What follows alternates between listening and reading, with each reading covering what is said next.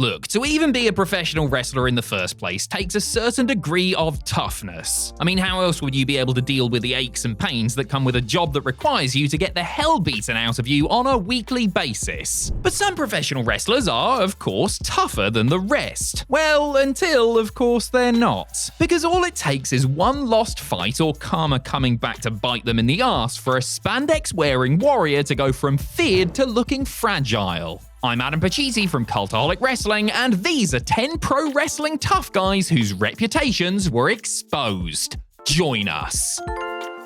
Number 10, Road Warrior Hawk. The Road Warriors were one of the most feared tag teams of their time, with many who wrestled Hawk and Animal leaving the ring feeling as though they had been in a very real fight. The pair, who had worked as bouncers at an especially rowdy Minnesota bar prior to getting into the business, quickly developed the rep of being stiff, if not downright careless, during their matches. And Hawk himself had gotten into various outside-the-ring scrapes with his co-workers, notably knocking out a drunken belligerent Eddie Guerrero during a tour with New Japan, then sometime later putting Randy Savage on his backside right before the Macho Man was due to make his entrance, also in New Japan. Before his run-in with Savage, however, Hawk's rep had taken a hit after he got his hind handed to him by Too Cold Scorpio on the tour bus while New Japan and WCW were in North Korea. Hawk had taken offense to a comment directed at Ric Flair, while Scorpio alleges that Hawk used a racial slur which resulted in the arse-kicking.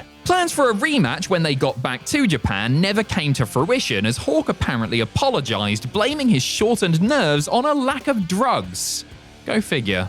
Number 9, Adrian Adonis. Growing up on the mean streets of New York City, Adrian Adonis had to learn how to fight. And learn to fight he did, gaining a reputation as a rough-and-tumble brawler who, his friends claim, never lost a fight. When Adonis decided to become a wrestler, he used his street smarts in the ring, coming up with a gimmick where he would challenge real fans to take him on, and if they could beat him in the allotted time, they would win a cash prize. Nobody ever cashed out, however, as Adrian brutalized the punters, enhancing his reputation in the business. Adonis later developed a rep for taking liberties with opponents in a violent way, which was partly attributed to his spiraling drug usage. Well, adorable Adrian picked the wrong guy to mess with when he tried to shoot on dangerous Dan Spivey, that's for sure. The first time, Spivey opted not to retaliate, but when Adonis attempted to put him out with a sleeper the next night, Spivey snapped and knocked his opponent out in the middle of the ring. Adonis attempted to leg dive Spivey in the locker room after, mistake number 2, and was met with a mighty uppercut that knocked him out once more, shattering both his cheekbone and reputation in the process. Number 8, Taz. In the mid to late 90s, Paul Heyman got Taz over as a main event player by repackaging him from a barefoot animalistic wild man to a no-nonsense super shooter.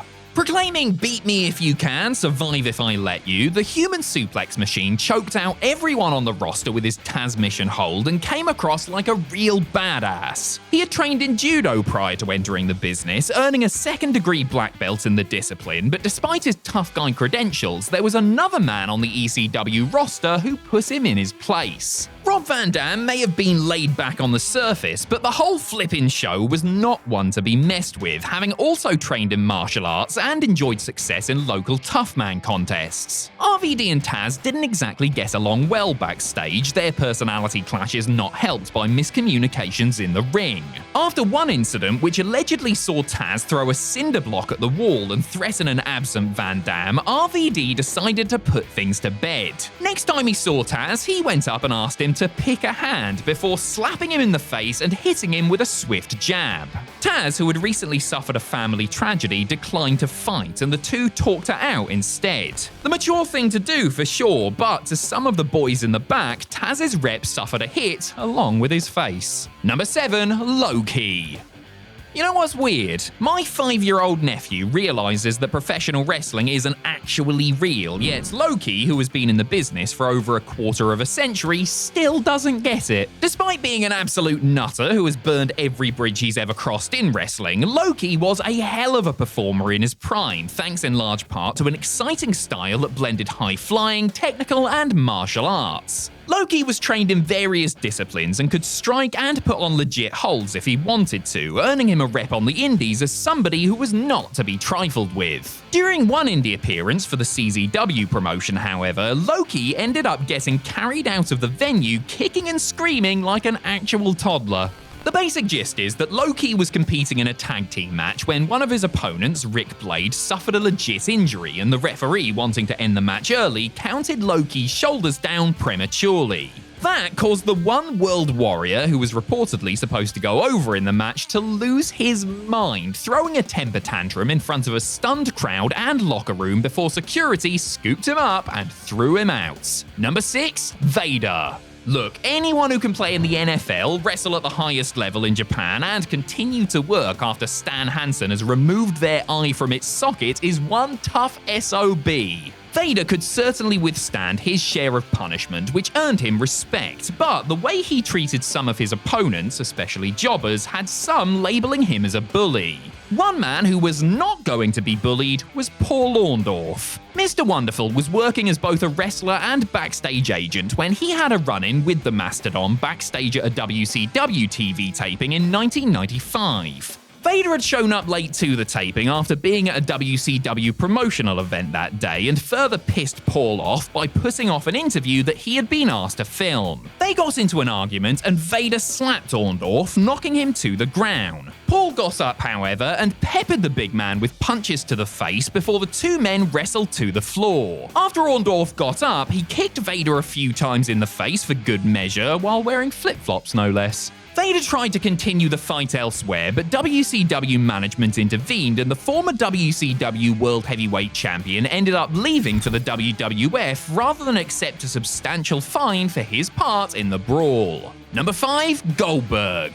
A former bouncer who played in the NFL and studied mixed martial arts, it's fair to say that the shredded powerhouse known as Goldberg was not a man you would want to get on the bad side of. And Big Bill had a temper too, which came out when, for example, he grabbed Evan Courageous by the throat and threw him over a barricade following a misunderstanding about a handshake. There was no misunderstanding when Goldberg and Chris Jericho got into a backstage scuffle after Goldberg had come to WWE in 2003. At just his second Raw taping, Goldberg was confronted by Jericho, who had it on good authority that his ring work had been trashed by the newcomer while he was wrestling. Y2J still had some lingering resentment after Goldberg refused to work with him in WCW and wasn't about to back down after being insulted by the former Atlanta Falcon. He also wasn't going to sit idly by when Goldberg grabbed his throat and then attempted a tackle, sidestepping the charge and applying a front facelock to subdue his aggressor.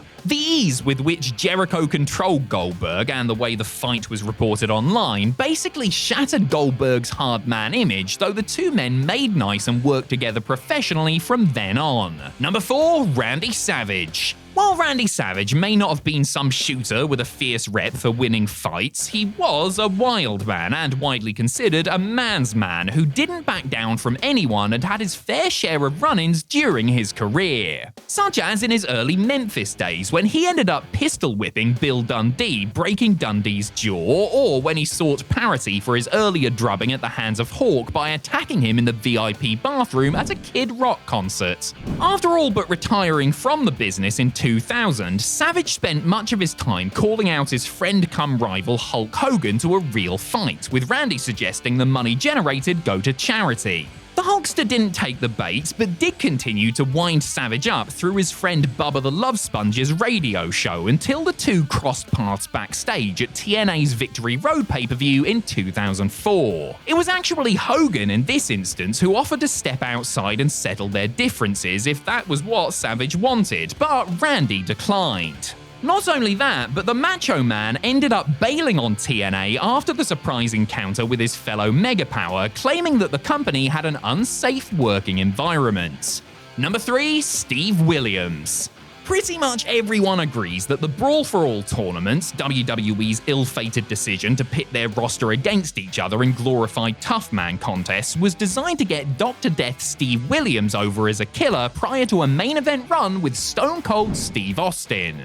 Fair to say, it didn't quite turn out that way. Williams had a fierce reputation from his football and amateur wrestling days, not to mention countless stories of after-hours bar fights on the road, but by the time he made it to WWE, his best days were behind him. Few in the company knew about the punching power of Bart Gunn either, who met Williams in the tournament's quarterfinals and knocked Dr. Death out in the third round. Adding injury to, well, injury, Williams suffered a torn hamstring, glute, and dislocated jaw in the fights. The first two injuries occurred in the second round, which speaks to his toughness that he was willing to continue, but the fact that he was KO'd erased any chance of a push on top against Stone Cold, and essentially ended his WWE career before it even got started.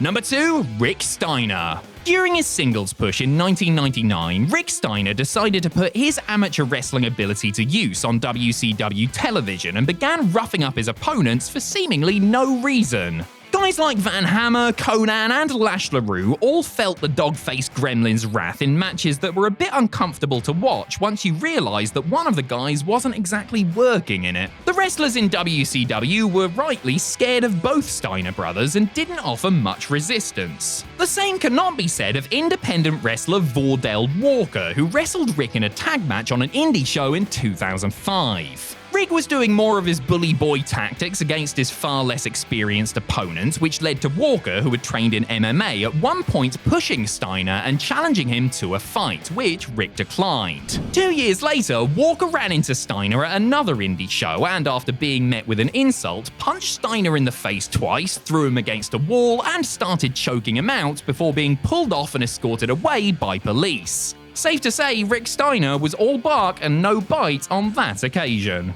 Number 1, JBL. John Bradshaw Layfield is notorious in some circles for his rep as an in-ring enforcer, while to many he was seen as simply being a backstage bully. Notorious incidents with the likes of the Public Enemy and the Blue Meanie painted the tall Texan as somebody who was more than happy to take care of personal business between the ropes. He also once got into it with Steve Blackman at an airport, which resulted in the APA man apologizing to the Lethal Weapon in front of everybody in catering to spare his own life. There is no shame in backing down from Blackman, who was known to be one of the most dangerous men in the business. There is some shame, however, in getting flattened by Joey Styles. JBL and Styles were on a trip to Iraq in 2008 when the former announcer got tired of the relentless ribbing and shut the former WWE champion, who had been drinking, up with a big right hand. This left JBL with a bad cut below his eye and a severely wounded ego.